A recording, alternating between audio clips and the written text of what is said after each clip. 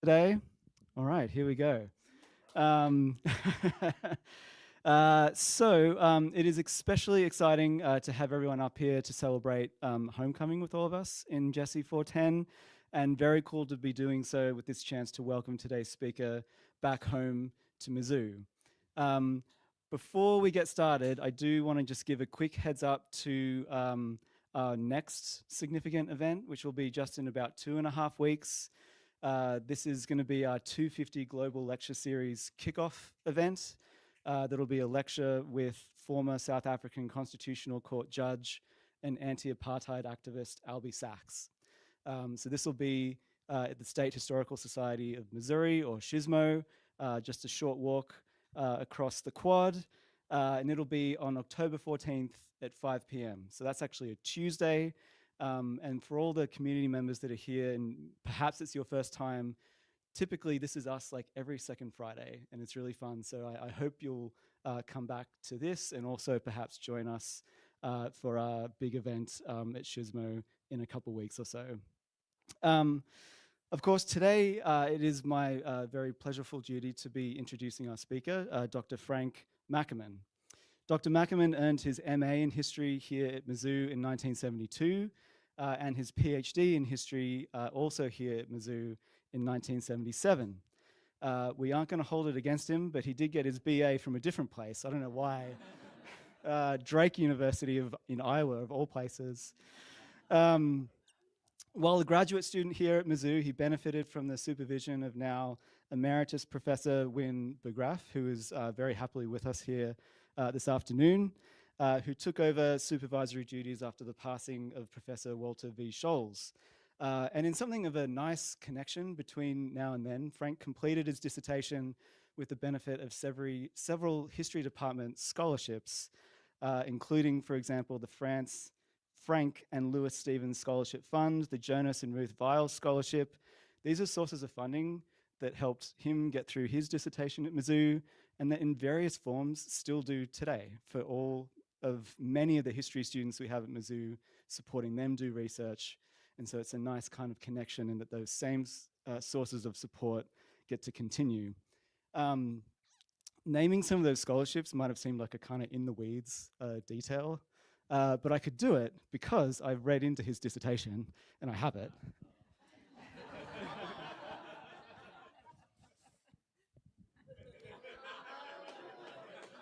Yeah.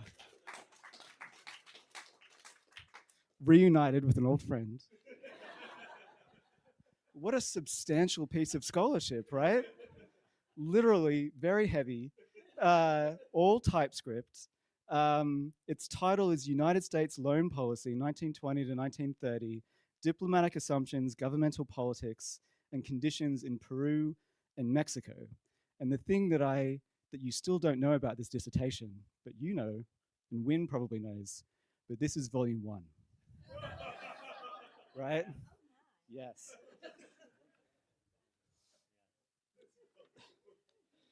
All right. Joking aside, though, I'm not joking when I say I did read into this, and it is good, right? It is marked by the clarity of purpose that the title does suggest, right? And that actually is very difficult sometimes to find when you are writing a dissertation.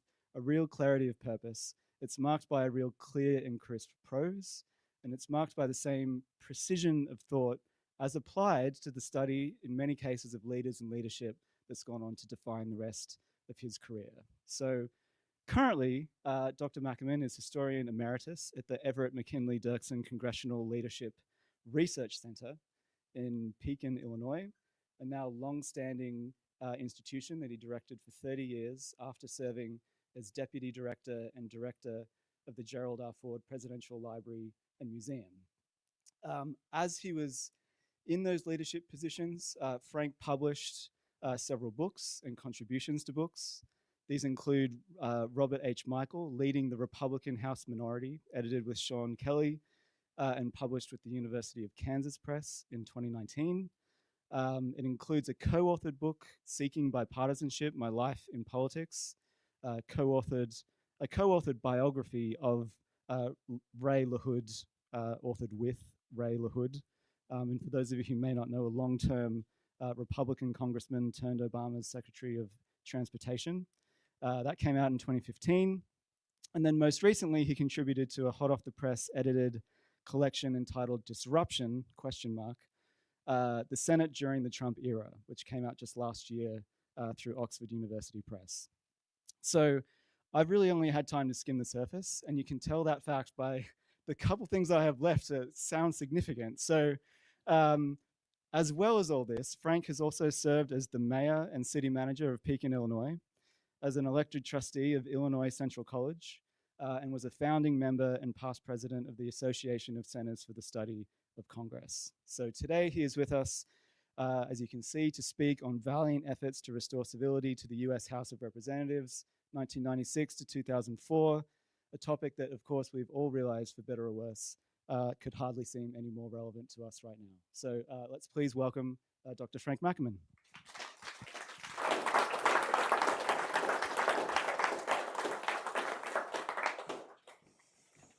Well, enough about me. I would mention that it cost $1,000 to type that dissertation. So this was in the era before word processors. The graduate office required clean typescript, no whiteouts. Somebody sat in the office and held each page up against the light to make sure there was no whiteout used. So before I begin my remarks, a couple of things. First of all, I want to thank the Kinder Institute. I've had a marvelous time here this morning. I spent time with two groups of students. Kathleen and I live in a retirement community outside of Phoenix, Arizona. Anytime we see anybody under 65 years old, we feel refreshed and enlivened. So the time with the students was just wonderful.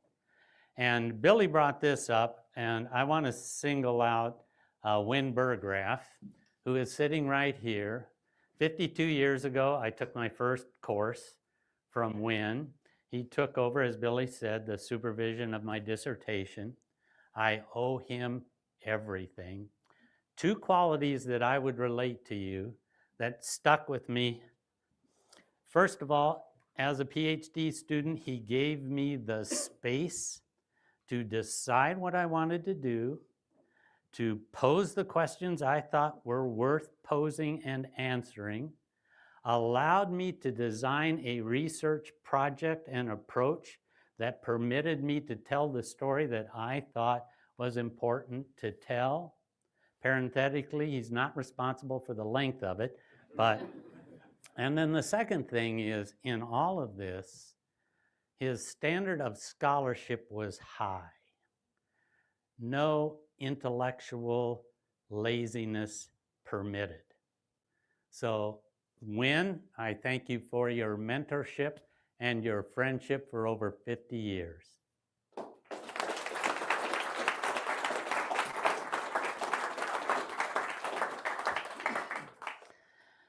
So to the task at hand. At the outset of my remarks, let me lay down an historical marker. During what I call the golden age of civility in Congress, roughly the decade beginning in 1959, a far different climate existed on Capitol Hill than does today. Early in 1960, the Senate endured 8 weeks of contentious debate and many arduous hours of continuous session before passing the Civil Rights Act of 1960. Everett McKinley Dirksen, Republican of Illinois and Senate Minority Leader, led the effort to pass the bill. He was opposed by Southern Democrats under the generalship of Georgia's Democrat Richard B. Russell. This is Everett Dirksen speaking on the floor of the Senate.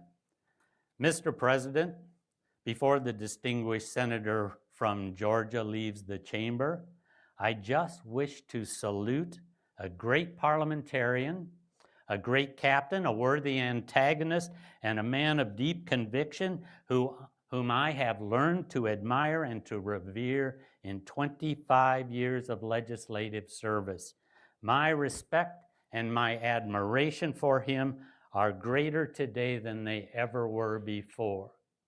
His antagonist, Richard Russell, responds, Mr. President, I deeply appreciate the very kind comments of the distinguished senator from Illinois. I have met him as an adversary time and again over a period of 25 years. He is a tough but a fair fighter. He keeps all his blows above the belt. He keeps all his blows above the belt. Words to govern by. This is but one example that demonstrates how far the political discourse today has declined into coarseness, disrespect, even meanness. Now, the next sentence was true 10 minutes ago, but it's no longer true. Odds are you've never heard of Ray LaHood. Well, you've heard of Ray LaHood. A Republican from central Illinois, LaHood served 7 terms in the House of Representatives before being appointed to President Barack Obama's cabinet as Secretary of Transportation, the only Republican to serve in that president's cabinet. Historian Doris Kearns Goodwin once referred to LaHood as, quote, a veteran political moderate who fought the good fight throughout his career, end quote. My story tonight is about one of those fights, actually a series of fights which took place from 1996 through 2004. In this period, LaHood led a small group of House colleagues in a concerted effort to promote civility in that chamber. For the first and only time in congressional history, these men and women, I call them civilistas, organized a series of 4 civility retreats, as they were known, to counter the trend toward discourteous behavior in the House. After almost a decade, however, they gave up, having failed at the task. In this presentation, I propose to use their efforts to first identify the persistent obstacles to civility in the House, second, to describe the remedies proposed by the civilistas, and to speculate about the causes of their failure. If the past is prologue, perhaps there is something to be learned from LaHood's ill-fated civility initiative, the idea. What did the civilistas hope to achieve? The co-conveners of the first civility retreat, LaHood and Democrat David Skaggs from Colorado, stated the purpose of their effort in letters to the Speaker of the House, Newt Gingrich, a Republican from Georgia, and Minority Leader Dick Gephardt from Missouri. The words of their letter. The ability of the House to deal successfully with the challenges facing the nation depends on the level of trust and the working relationships that exist among members. We believe there is a real need for a considered and concerted effort to improve the House in this respect.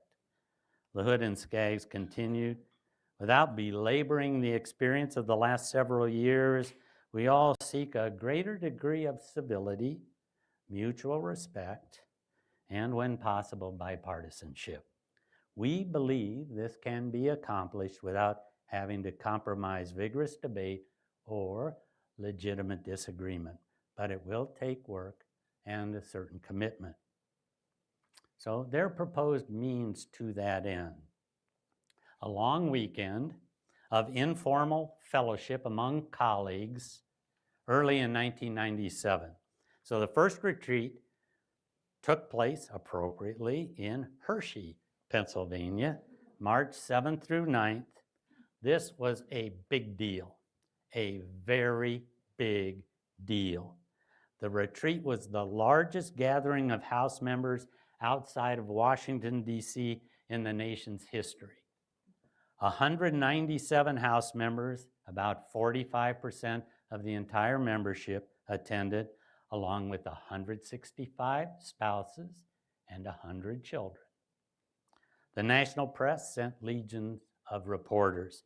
Speaker Gingrich welcomed the assembly with these words: I'm interested in doing 2 things: finding as many opportunities for bipartisan activities where Democrats and Republicans are jointly trying to solve problems.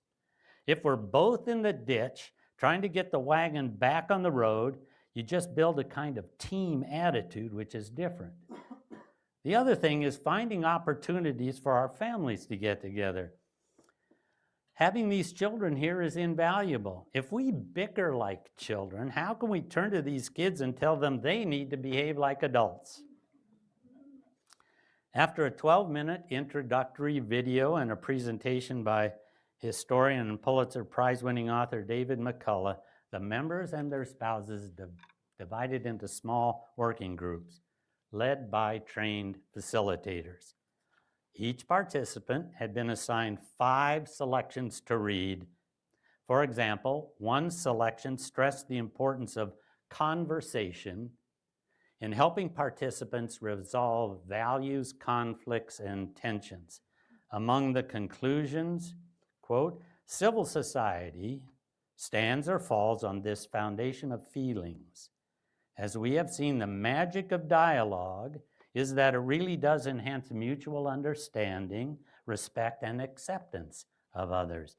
Without dialogue, people stereotype one another in a manner that prevents mutual understanding and acceptance. With dialogue, the stereotypes melt away, often replaced by goodwill and mutual understanding. Another expert traced the coarsening of society before concluding, what's being lost is the sense that there can be national norms for ordinary behavior. It's leveling the nation to the mean. To begin the breakout sessions, each participant answered this question: how has the quality of discourse in the House of Representatives affected me personally? Together, the 12 groups meeting in Hershey identified 505 obstacles to civility and 231 solutions. Now, planning committee members spent countless hours parsing the data, categorizing the causes and effects of uncivil behavior in any number of combinations. How much of the problem stemmed from individual actions, for example? How much lay beyond the control of members, attributable to external factors? Among the findings, personal behavior accounted for 76 or 15% of the obstacles to civility, the leading culprit. The second most cited factor, the media, posed 58 obstacles. Third, the internal culture of the House. The civilistas identified nearly 20 other factors working against decorum too, among them public attitude toward Congress, the speed of change in society, and the nature of issues. All factors largely outside the direct control of members. So much food for thought. The 4 talking points developed as the retreat ended reflected the organizers' enthusiasm for what had transpired. First talking point. These are all captured in LaHood's personal papers, which are housed at the Dirksen Center. This is a fascinating snapshot of history in this period, so I'm drawing from those archival materials for this talk. First talking point. For any legislature to function, members must have a level of trust in each other. And that trust can only develop when legislators have an opportunity to get acquainted as people across the aisle outside the arena of partisan combat. When people know each other, they are less likely to question the other person's motives or to let policy differences turn into personal hostility. Second talking point. Our mission for 3 days has been as confounding as it has been simple. We came together to bring greater civility to the House of Representatives. No legislative business, no political games, just members and their families taking time together to get to know one another better, to examine the environment in the House and figure out what can be done to make it better. Third, The nation is well served by healthy and vigorous debate. That's essential to a functioning democracy. There are real and significant differences between Democrats and Republicans, and we have no desire to blur those distinctions. Rather, the retreat has been about handling those disagreements constructively and honoring our republic with debates that are more civil, more respectful, and ultimately more productive. And finally, as there is no simple cure for the incivility we see too often in American society generally, there is no simple cure for the rancor and mistrust in the House. The retreat is no panacea, but it is a start. As members of Congress, we have an enormous responsibility to the nation. With some luck and goodwill, what has begun this weekend will help us better meet that responsibility. Now, LaHood was certain that members had started to build friendships and relationships that would last far beyond their careers in Congress. And he was not alone in those beliefs. Charlie Stenholm, Democrat from Texas, told the press, there are going to be some friendships made, and I think when you do that, you're going to have a better chance of working together. According to Robert Franks, a Republican from New Jersey, this is the first time I've ever had the opportunity to know people as human beings rather than as political entities. People will be far more reticent to engage in verbal warfare now that we understand the human dimensions of members. The Speaker and the Minority Leader attended all the sessions, talked to each other, appeared to be open to the suggestion that the House leadership have regular joint meetings. On the floor of the House the following week, Gingrich said that the retreat had produced measurable progress on the complex challenge of how to debate and legislate with respect. He pledged to do three things, to consider three actions. First, convene regular meetings of the two party leaders. Second, hold occasional joint sessions of the respective Republican and Democratic conferences, and then move the 1 minute to the end of the day. What in the heck is a 1 minute? 1 minute are scheduled to begin at 9 o'clock when the House is in session, and there are times given to members for general announcements and short statements of policy. Unfortunately, this period had turned into a free-for-all. Members seized the time to make dramatic, over-the-top condemnations of the other party, creating a poisonous atmosphere. You know, in most jobs, you walk into the office, you greet your coworkers, there might be some small talk, but in the House, following the prayer and the Pledge of Allegiance, House members immediately launched into these attacks. Now, Gingrich's whip, a pragmatist if there ever was one, I'm reflecting on these three commitments from his boss, the Speaker, suggested. Well, it will be interesting to see if we actually get the two leaders to spend time in each other's conferences. The leaders have to set an example. Most of the civility ought to be done by example with peer pressure from the leaders. In other words, would the leaders fulfill their pledge to affirm civility? And pledge they did. Gingrich took to the House floor to note that the retreat had addressed, in his words, one of the most difficult and complex things people do: how to engage in passionate and difficult differences, how to bring to this room 135 people who represent the entire country, and how to do so in a way in which disagreement does not become disagreeable, and in which the fact that people have many different dreams and different divisions and different ideologies do not become separating and so divisive that it becomes difficult for us to do the people's business. Gephardt, too, spoke positively about the retreat, calling it an historic event. One of the members of the planning committee had a more reserved reaction, however. Amo Houghton, a Republican from New York, told the press, "I have high secret hopes, but low public expectations. I think we can overpromise, we can overindulge ourselves because we've all had such a wonderful time. The press also called a few members who did not attend and hit upon an attitude that would confound those who planned future retreats. As an aide to Michael Oxley, a Republican from Ohio who did not attend, put it, he's not going because the people who need to go won't. The people who are already civil will show up. Well, next came the task of implementing the solutions proposed at the retreat. LaHood's files contain myriad lists of ideas, suggestions, and proposals for action. The civilistas dissected the ideas in every way imaginable.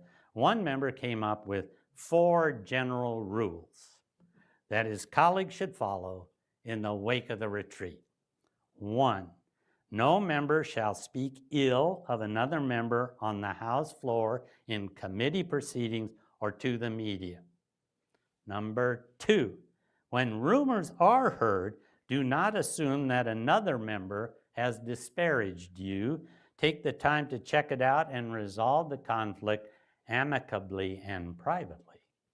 Third, always make positive contributions. When you do this, you bring honor to the House, your district, and your colleagues. And finally, keep your debate and legislative agenda issue-oriented. Constituents expect us to be above making personal attacks. Now, I don't know about you, but these seem to me to be a matter of common sense and common courtesy. Pretty easy to abide by, not unreasonable by any stretch.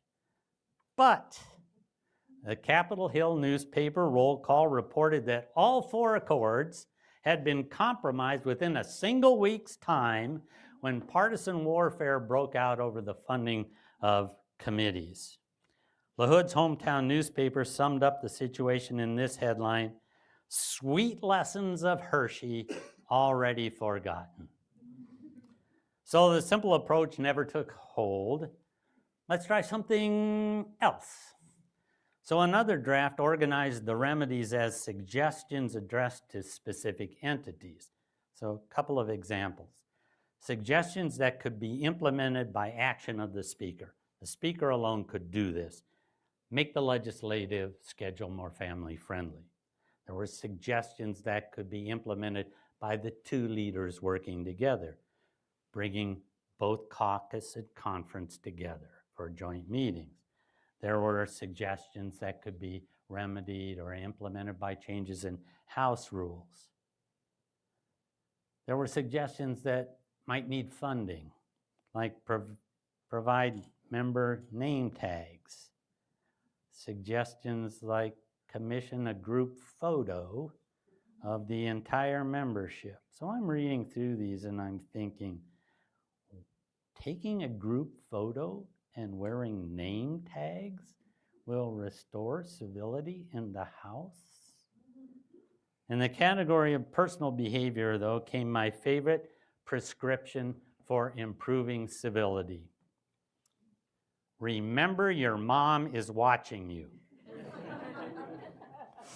For about 2 months, March and April 1997, momentum seemed to be with the Civility initiative, but momentum soon faded. No one took on the Civility initiative as a full-time responsibility, and it was way too easy for members and their staffs to go back to their normal routines. One of the consultants to the project reminded LaHood and Skaggs that neither had what he called sanctioning power. Sanctioning power. Both could advocate for change, but they lacked the power to impose it without the approval of others. He warned that simply knowing who could effect change did not mean that change would result.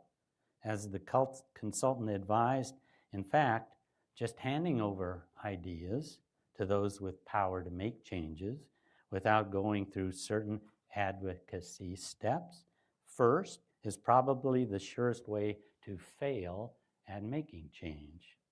The next decade would prove the wisdom of his analysis. The civilistas could propose change. They could not impose change. Events conspired against the initiative as planners began preparing for Retreat 2, the Clinton impeachment episode from October into December 1998, and the November 98 elections added to the rancor and bitterness in the House. The New York Times editorialized, "You would think politicians would not need lessons in listening to each other. But after a year of hectoring over President Clinton's personal conduct, they are not a bad idea." The Times warned that no amount of happy talk will raise Congress's esteem. Against that background, the second retreat took place, again in Hershey. Following the retreat, the committee reached a consensus on action steps much more quickly than they had at the first retreat. Frustrated by the lack of success following Retreat 1, the organizers thought that if they talked about mechanisms to achieve civility, they might reach a better result. So there were 11 action steps. Here are 5. Establish a bipartisan committee on fairness and integrity in the political process. Create a bipartisan mechanism to address floor proceedings. Create a bipartisan mechanism to address committee ratios. Revisit the ethics committee process. Establish bipartisan policy forums. The contrast between the 11 action steps and the 236 remedies proposed at Retreat 1 is striking not only in number but in scope. The agenda for change in 1999 was markedly less ambitious than in 1997. The Civility Initiative seemed increasingly fragile as LaHood once again marshaled a committee to begin planning for a third retreat, this one in March of 2001. You're really lucky there are not 12 retreats, and then I march through each retreat. But I'm not going to march through each retreat, but I'm going to talk about this one because the retreats were funded through a grant from the Pew Charitable Trust. And they expressed disappointment at this point in the return on their investment. They agreed that the civilistas had tackled a large challenge, that the first 2 retreats had met the attendance and bipartisan balance thresholds, and that the retreats had identified changes that would improve the quality of discourse in the House. Despite these accomplishments, however, Pew wrote, the retreats have failed to produce much evidence of lasting change. Whatever increases in civility that had occurred had then, in Pew's words, quickly disappeared in the face of the partisan tensions resulting in part from the Clinton scandal and ensuing impeachment. According to Pew, none of the recommended institutional changes have been instituted. The trust official also concluded that there was no evidence that the second retreat had increased civility in any systematic or lasting way.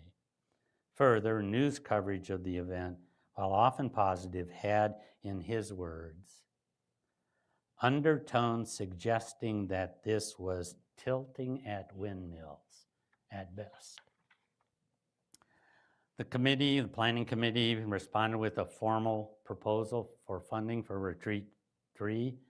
Their proposal began the environment that will greet the 107th Congress next January will be as difficult as ever, following what clearly will have been another very partisan, rancorous election season. The proposal concluded the opening for improved conditions that will exist will be equal by the challenges. A new administration is a certainty, and with it comes a certain opportunity to set a fresh tone in executive-legislative relations. The funding application acknowledged that change is an inevitable source of anxiety and tension, all the more so with changes in political power. All of these factors combine to aggravate the risk that political conflict and partisan rancor will stand in the way of effective governance for another 2 years. Well, the civilistas did succeed in obtaining Pew support for 2 more retreats by agreeing to make changes in the retreat format. They moved away, for example, from the more introspective approach and the interpersonal orientation to working sessions employed at the first 2 sessions. But new approaches did not yield better results. The climate of the House did not improve much over the period. Just one example from a roll call story headed, "Poisoned Political Water Breeds Acrimony Contempt," authored by a former Iowa Congressman, Jim Lightfoot. His words: "The air is poison. Tension grips even the most casual conversations, which have become an exercise in short, cryptic remarks, many times more grunted than spoken. Distrust is the order of the day. People keep looking over their shoulders to see if anyone has taken an unhealthy interest in them. The environment is hostile and does not lend itself to any degree of accomplishment." According to Congressional Quarterly's analysis of party unity votes in 2003, these are votes that pit a majority of one party against a majority of the other party. Congress was more polarized than it had been in the 5 decades that CQ had been tracking voting patterns. In September 2004, LaHood and his working group canceled the bipartisan civility retreat scheduled for January 2005. Not because they had succeeded or that Congress had miraculously become a more civil place. When LaHood surveyed members to determine their interest in a 5th retreat, the demand just was not there. Only 120 members returned the surveys, despite repeated efforts to solicit responses. And of that number, 47 said they would definitely not attend the retreat. So what went wrong? It seems likely that 4 sets of factors doomed the civility initiative. First, so much of what folks objected to in Congress either reflected larger issues in society or resulted from factors beyond the control of the civilistas, never numbering more than 200, who sought change. Retreat planners could not do much about the new hyperactive media, for example, or the proliferation of interest groups, or the hardening of partisan ideologies, or congressional redistricting that produced fewer competitive seats, or a style of campaigning defined by opposition research and relentless attack. Add to those factors the narrow partisan margins in the House, which meant that both parties had to hold down defections on key votes in anticipation of upcoming elections. No cross-party collaboration allowed. The bitterly partisan and prolonged debate over the routine appointment of a new House chaplain in 2000 seemed to epitomize the state of affairs in the House. When Speaker Dennis Hastert selected a Presbyterian, Democrats promptly accused him of anti-Catholic prejudice. Republicans responded that Democrats had turned the issue into a partisan witch hunt. Needless to say, this sequence of events turned a customary matter into a mess. A sample of story headlines in the Washington Post shows how raucous the situation became. A house without a prayer of comedy, battle of choice over chaplain erodes attempt to restore civility. Unholy uproar on the Hill. Holy war in the House, bias alleged after Catholic passed over for chaplain. It's a disgrace, LaHood told a reporter from the New York Times. that we have to argue about something as simple as appointing a chaplain. Now, against this context, 3 other forces conspired against the Civility initiative. These are factors the civilistas could not influence. First, the change in party control of the House from Democrats to Republicans following the 1994 elections proved pivotal. Democrats struggled with their newfound minority status, and Republicans had an aggressive, expansive agenda to enact while dealing with the president of the opposite party. The federal government shutdowns in November and December of 1995 were the culminations of this role reversal. Newt Gingrich got it right when he admitted in remarks to the first retreat that, quote, "We weren't very good at being in the majority, and Democrats weren't very good at being in the minority." The tensions resulting from this role reversal was compounded by 2 events, the impeachment controversy in 1998 and the contested presidential election of 2000. The civilistas were handicapped by factors within the House too. The leadership of both parties failed to support the cause. After the second retreat, Dick Gephardt told one reporter, "Hershey's come and Hershey's go, but the bottom line is, do we ever have any real change?" 2 years later, he complained that the upcoming retreat would be his last. Been there, done that. All I got was this T-shirt. I don't want to go to West Virginia to be bipartisan. I want to be bipartisan in this building. Another unidentified Democrat explained why he did not attend. "I need to walk the dog. That's all the excuse they need." Neither Gingrich nor Hastert provided much more than lip service to the effort.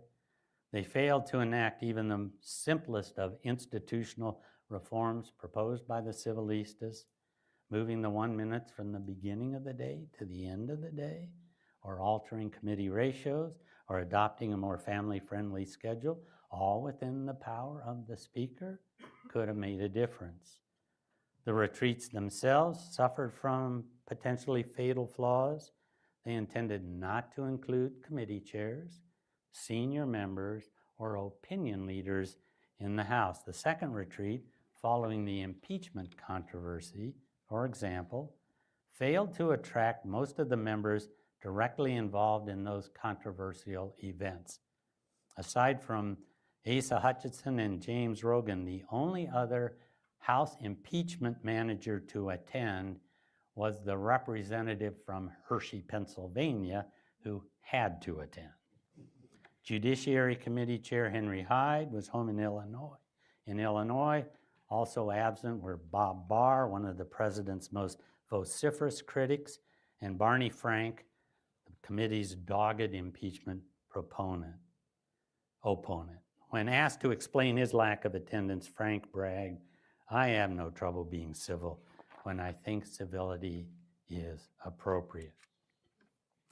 From the outset, LaHood believed that only by improving personal relationships on a personal level, would the House become more civil. In his mind, relationships could trump contextual, institutional, or procedural obstacles. If the problem of incivility stemmed from personal misconduct, then personal relationships held the key to improving personal conduct. How ironic, then, that the civilistas never convinced enough of their colleagues that civility served their own self-interest. LaHood and the co-organizers apparently never convincingly answered this frequently posed question from their colleagues. What's in it for me? If the key to success sometime in the future lies with self-interest, then it may be worthwhile to suggest how working across the aisle in a civil manner advances a member's own agenda. The retreat planning committee actually came up with 9 enticements, and they're worth recounting because they suggest what might motivate members to participate in a new civility initiative, although you have to be an optimist to believe such an event would take place. So as I read these enticements, and they're not long, ask yourself, how convincing would they be for a House member? First incentive, attending will satisfy your curiosity. Who are these people on the other side? What are they like? If you spend time with them, will they become friends? Or are they, in fact, another breed altogether? Second, taking part in the retreat will promote humility. As one leading Republican put it, we don't have all the answers, neither do the Democrats. The retreat is a chance to be honest about that, to stop posturing, and to see where humble dialogue leads. Gathering together could breed bipartisanship. Some policy issues require collaboration, the civilistas opine. Well, what are they? How can the two sides work together? The retreat is a chance informally to begin to find out. Participation will improve image. To counteract public perception of House members squabbling like kids on the playground, each trying to bully the other and gain an advantage, coming to the retreat makes good sense. It conveys a public image of trying to find a common ground. Are you ambitious? Ambition! Some of the best legislation is co-sponsored by members of both parties as working partners. You can demonstrate leadership, advance your career by having a bipartisan strategy as well as a partisan one. Civility is a necessary ingredient. Enjoyment. The retreat could be a lot of fun. Family. Much of the time is free for informal socializing. Your family can get to know the families of others and support each other in dealing with the lifestyle challenges that face any national leader's family life. Meeting together fosters community. If Congress is a community, then it must assemble as a community. Partisan retreats are simply not sufficient for community building. At least in my mind, ironically, the last incentive listed by retreat organizers seems to me to be at cross purposes to the other 8, and it's labeled partisanship. And this is how they explain this incentive. As any good partisan knows, they suggested gathering information on the other side makes good strategic sense. The more you know your opponent, the better you can advance your own causes. One reason to attend is to make sure your side learns as much as possible about the other. So I ask you, should these incentives have answered the question, what's in it for me, convincingly? Taken as a whole, success for LaHood's Civility Initiative came only at the margins. Yes, in many cases, member-to-member relationships improved, but the retreats failed to change the culture of the House. The proponents of civility could not infuse the institution with respect for honest differences of opinion. The civilistas lacked the sanctioning power to make broad changes. They never hit upon a mechanism to ensure that their initiatives were carried through. There was no funding for it, no permanent staff, no leadership support. They simply could not sustain the momentum. The people who were interested in keeping the things the way they were, the partisans, overwhelmed the civilistas, who could make progress one-on-one as individuals, but not across Congress as an institution. So where did that leave us? I do not think it's possible to return to a golden age of civility. Too many factors conspire against it. But that doesn't prevent me from closing with my favorite example of how it used to be. I'm going to warn you here that every time I read this is one of my favorite documents my favorite exchanges I've ever encountered in my research. And I get emotional when I read this. so I apologize in advance. This is Senate Majority Leader, Democrat Mike Mansfield from Montana, paying tribute to his erstwhile opponent, Minority Leader Everett Dirksen, a Republican. This is Mansfield on the Senate floor in 1962. As you listen to his words, try to imagine John Thune saying the same about Chuck Schumer today. So this is Mansfield. Mr. President, on this occasion, I wish that I possessed the eloquence of the distinguished senator from Illinois. I wish for his wit and wisdom. I wish for his humor and poetry. I wish for his scholarly erudition and his homespun simplicity. I wish for that immense range of language and voice, from the softest serenity to the most turbulent thunder. Had I these gifts, I would unleash them in orchestrated expression of the great affection, respect, admiration, and esteem in which I hold the distinguished minority leader.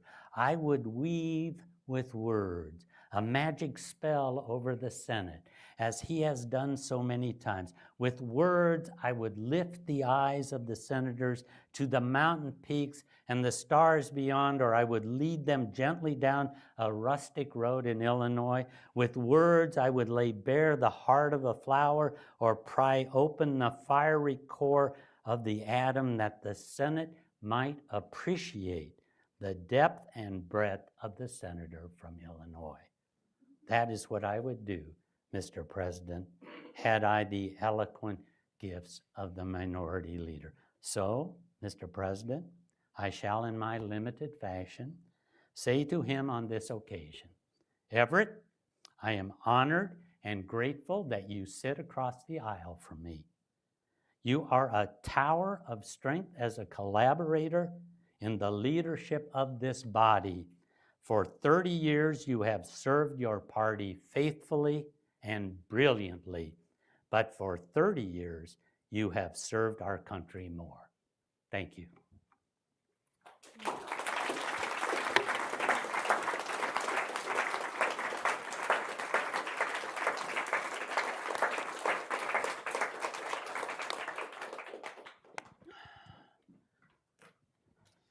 All right, so we have plenty of time for questions, although I'll just add that I, for one, would buy the Civilistas t-shirt. That sounds like a good one. Yeah.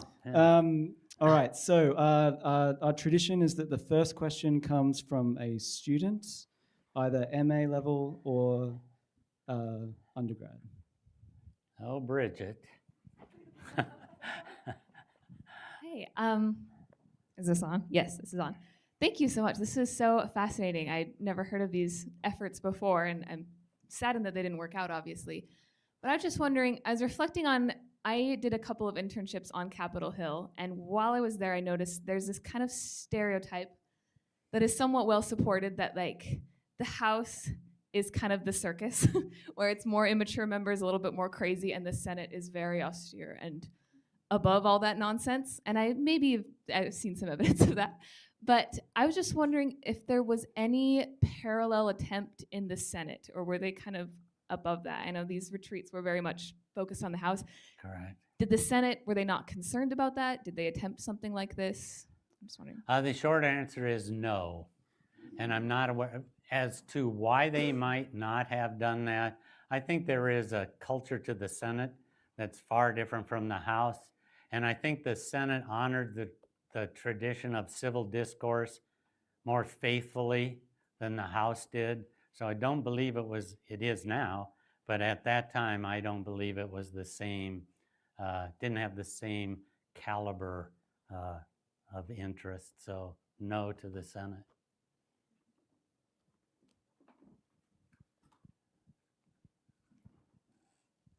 Thank you again, Dr. Magaman. It's just Frank. Okay.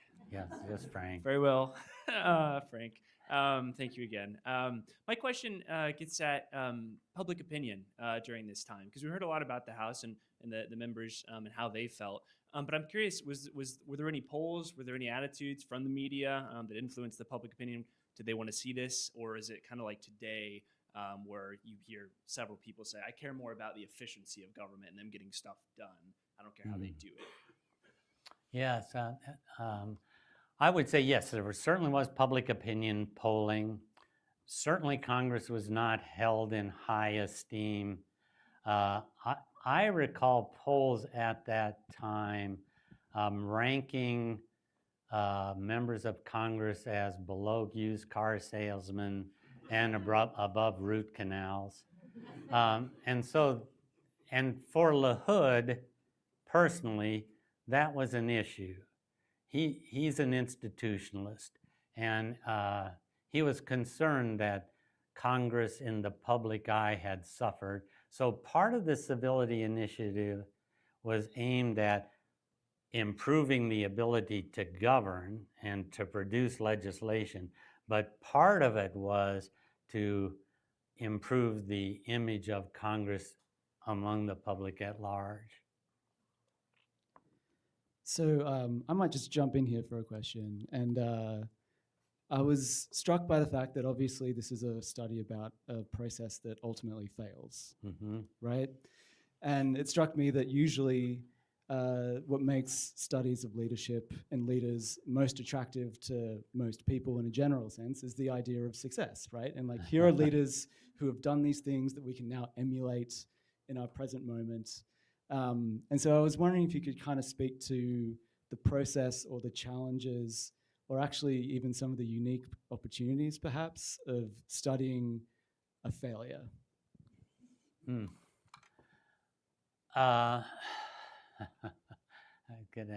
searching for a short answer. I think what impressed me when I'm going through the files is how rigorous, how seriously the civilistas, that fewer than 200, really tried to make this work. And so to me, it raised the question, the importance of process and the importance of the person, people.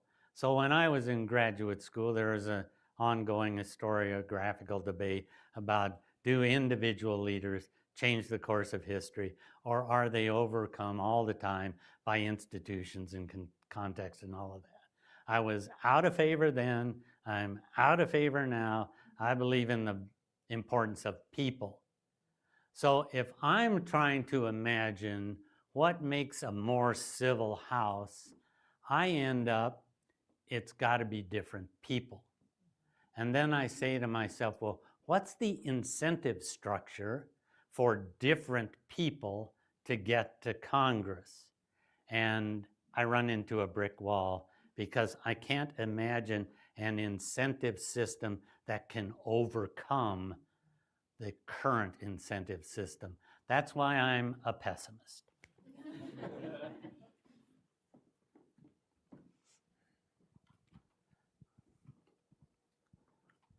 Thank you so much. Here, I'll stand up actually, so I can look you in the eyes. Feels more civil.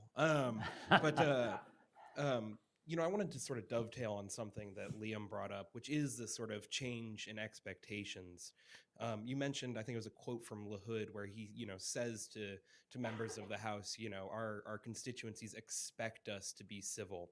And it strikes me that is not so much the case anymore.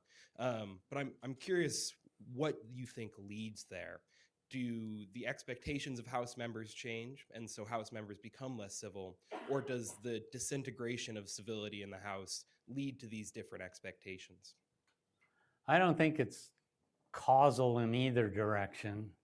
I think they're mutually reinforcing forces. So if I'm trying to figure out, for example, how does Congress earn the respect of us, the voters? Well, you would have a lot of people saying they could do that if they pass legislations, for heaven's sakes, common sense legislation.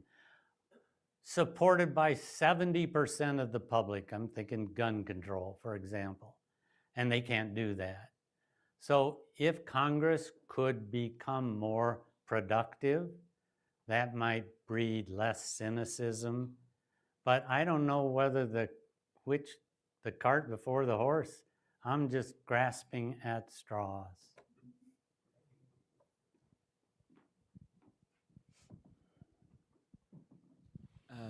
I just want to say, first of all, Mason stole my question entirely there, down to the phrasing.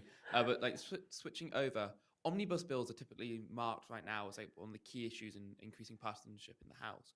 Do you think like either abolishing omnibus bills or swinging them to be more bipartisan would actually increase civility, or do you think like they truly do just break the system? Yeah, so he's talking about the practice in a lot of major legislation to bundle lots of stuff. And they do that partly as a negotiation and to buy off opposition. And they do that partly so they don't have to vote on individual issues. And so it's a marvelous tool to do things behind the scenes. Omnibus legislation is effective because it gets passed. Omnibus legislation is a detriment because nobody reads it, nobody can understand it, and the law of unintended consequences comes into play in unbelievable fashion. Thank you for this wonderful talk. I'm wondering, how did the civilistas define civility, and why did they think civility was better than rank partisanship? If we, for example, think of like the New Deal, it's not a bipartisan process, right? The most prestigious time of lawmaking in US history in the 20th century was one party beating the other party's pants off and creating rancor that still lasts to this day. Or, for example, in 2001, when one party earned almost unanimous love for all of its policies for the latter half of 2001 with one major dissenting vote, which was very, very, very civil. Why did they think their vision of civility was a positive good, and why is rank partisanship a negative? Well, I think that a couple of reasons. Some of them were frustrated by the lack of action and believed that the lack of action was a result of rancor. Some of them thought about what their families paid, the price they paid for the meanness of political discourse, so that was part of it. In contrast to a lot of successful legislative periods in our history, and this is forgotten in the Senate in the '64 Civil Rights Act, for example, when the partisan division is so tight, you know, you can be a different kind of minority leader in the House of Representatives when you're 40 seats behind the majority. You can afford to give up some stuff. You can afford to be more accommodating, which was a Bob Michael style when Speaker of the House was Tip O'Neill. But when you only have 5 seats, you can afford to lose. Then the nature of the leadership challenge becomes different. And I think the civilistas in a closely divided period figured that the only way out of this bitterness, this lousy life, this unproductive life we're leading, is to try something different. So.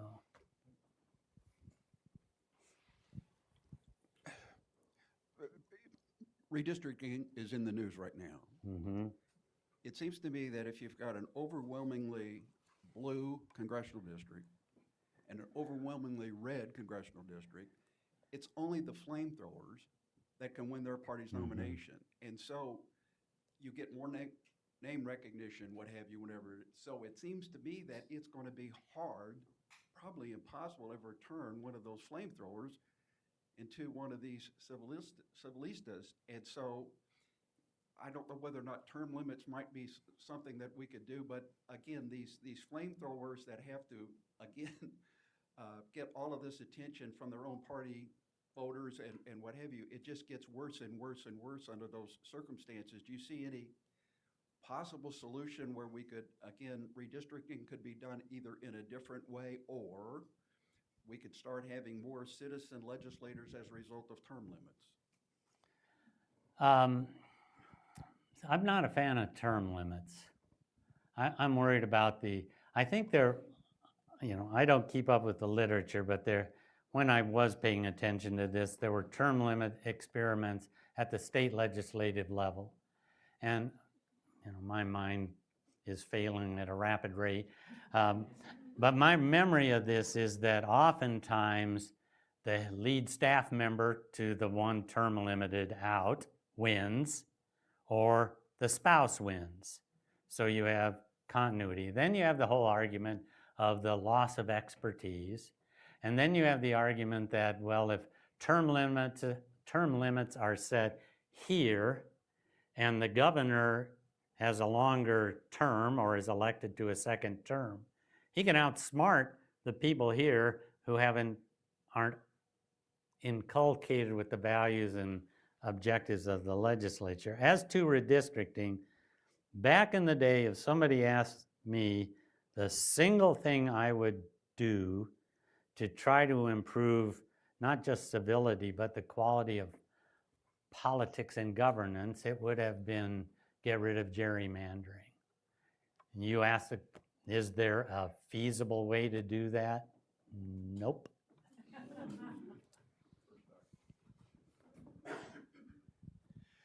I'm going to cheat and ask 2 questions so that answers don't have to be terribly long. You began your talk by describing the era of the 1950s when there was civility and very prominent civility, and yet 75 or 100 years before then, there was a lot of rancor in the Congress. How did we get from way back then to the level of civility? What did they do to make it more civil as it was in the 50s? And the other question is, have you had any thoughts about other organizations that are not political solving this problem? And I'm thinking of large organizations, and the one that pops into my head is the Southern Baptist Convention, where they have lots of major disagreements. And is it different because this is political, or is that just a universal thing? What was your first question? How did we get from the incivility of the Right. 1800s? Okay, so here I'm going to betray my bias, and I believe the quality of people changed. In that era of civility, this was still brass knuckle politics. That's still Lyndon Johnson holding people's feet to the fire. So this is not soft politics, but it's civil politics. And I believe that's because of the personal relationship that exists between the leaders at the time. And that Everett Dirksen was minority leader and not Strom Thurmond, that makes a difference. That Lyndon Johnson was majority leader and not Richard Russell, that makes a difference in my mind. So I think the quality of the people changed. Now, why did that occur? I don't know. I think that the experience of World War II changed the tenor of politics. I think, again, I'm not going to undersell the fact that Lyndon Johnson in the Senate had a 2-to-1 majority. So.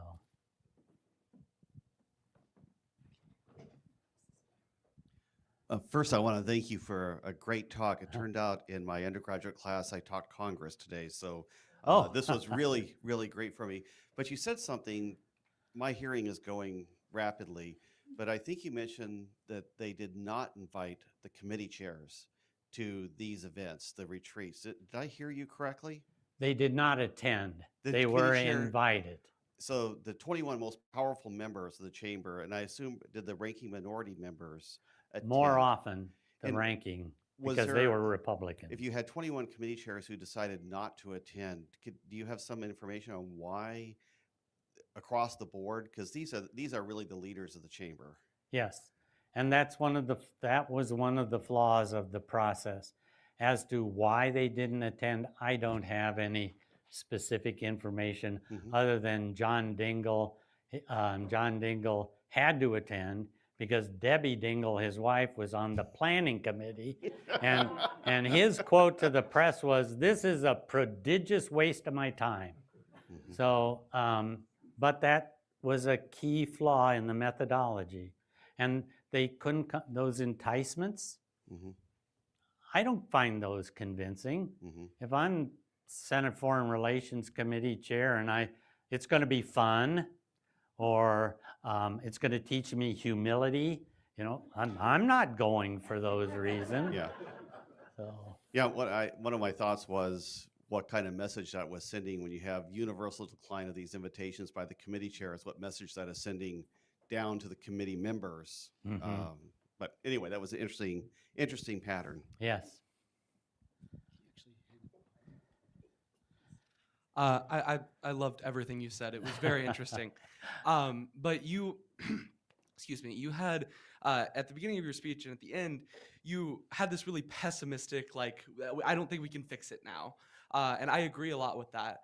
But I guess my question is, do you think that like sweeping legislation, like ranked choice voting or something along those lines to reduce party polarization could help if party polarization is actually the issue and less of the interpersonal relationships between the people in our legislating process? Well, I think it'd be interesting to see after maybe 2 more election cycles how California fares with a new approach to voting. Again, I'm a pessimist because that sets the bar so low, and I'd be pleased if anything ever happens. You know, one of the things that troubles me is the Electoral College, which creates a no person's land in the middle. It's flyover country. And I'd be curious to know if presidential candidates had to campaign everywhere, and you consider the coattail effect in presidential elections. If it was a popular vote, elected the president, how much impact would that have? And again, I'm very leery of the law of unintended consequences. But you know, we're not doing a very good job. So why don't we try something new?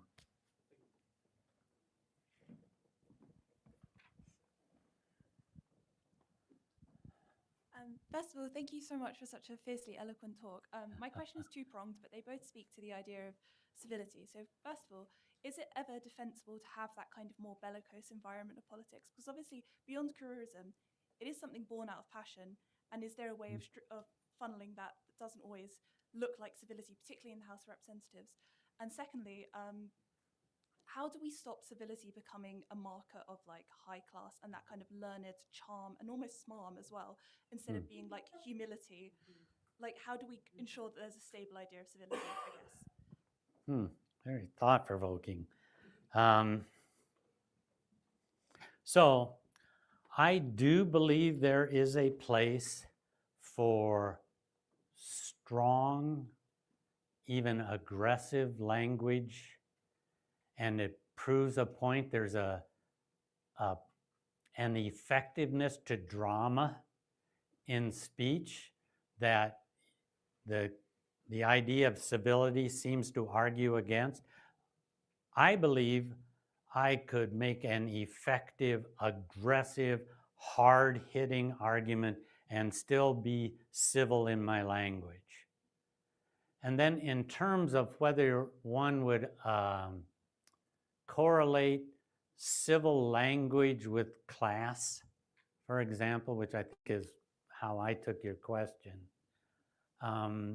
I'd have to ponder that. I don't have an immediate response to that. All right, I think we have time for one more from the back. Couch is coming into play. So trying to remember, I think there's an enormous period of time from till 94, from like 30 years before 94, where the Democrats controlled the House of Representatives the entire time. Correct. So I guess I feel like, aren't we just seeing a competitive house where the house is up for grabs all the time, and that's where the decline of civility is coming from? Yes, I do believe that. That's why the stakes become higher when the partisan gap is narrower. But I don't think that's the only thing. I think the impact of social media has poured gasoline on the fire. I think that the members communicate in sound bites rather than thoughtful expositions. I think that the lack of, I'll stop there. Yes, well, we have peppered you with questions, so I think it is now time to invite all of us to perhaps lift our spirits from our pessimism and pursue happiness instead in our reception. So Thank you very much. Thank you.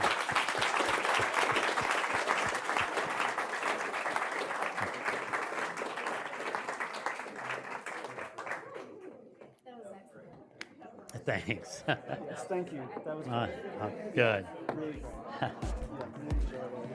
Thank Such you. a unique story. Yeah, it